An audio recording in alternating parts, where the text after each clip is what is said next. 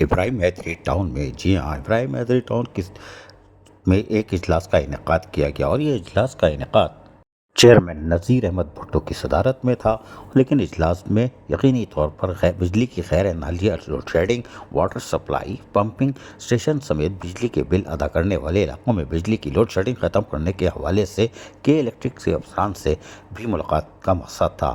لیکن اجلاس میں خاص بات یہ تھی کہ رکن قومی اسمبلی سید آغا رفیع اللہ اور رکن سندھ اسمبلی محمود عالم جاموٹ، میونسپل کمشنر مسرور نواز خوش اور ٹاؤن ممبران جان عالم جاموٹ، ٹاؤن افسران اور کے الیکٹرک کے جی ایم خالد مصطفیٰ تینیوں سمیت دیگر افسران بھی موجود تھے، اس لیے کہ اعلیٰ سطحی میٹنگ تھی، مسئلہ بھی گھمبیر تھا۔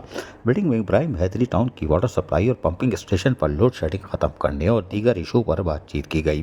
اس موقع پر ٹاؤن چیئرمین نذیر احمد بھٹو نے کے الیکٹرک کے وفد سے کہا کہ ابراہیم حیدری ٹاؤن کے علاقے میں بجلی کی طویل لوڈ شیڈنگ کے باعث عوام سخت پریشانی میں مبتلا ہیں۔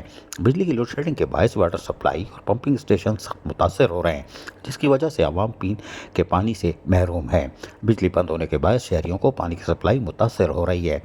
نذیر احمد بھٹو نے مزید کہا کہ جن علاقوں میں بجلی کے بل ادا کیے جاتے ہیں وہاں پر لوڈ شیڈنگ فوری فور ختم کی جائے۔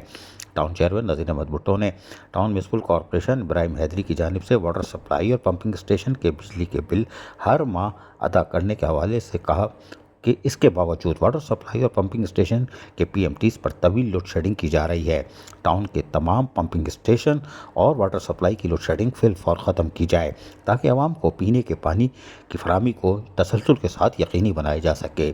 ویسے بھی گرم موسم چل رہا ہے۔ انہوں نے کہا کہ ابراہیم حیدری ٹاؤن کے تمام علاقوں کو رورل سے نکال کر اربن فیڈر میں شامل کیا گیا ہے تاکہ تمام گوٹ اور کچی آبادیوں کو شہری علاقے جیسی سہولیات مہیا کی جائے۔ اس موقع پر کے الیکٹرک افسران نے یقین دہانی کرائی کہ واٹر سپلائی اور پمپنگ اسٹیشن پر بجلی کی لوڈ شیڈنگ ختم کی جائے گی۔ یقینی طور پر آج کے اجلاس میں کچھ تو پیش رفت ہوئی۔ عزیز عارف، KBS بلدیاتی نیوز، کراچی۔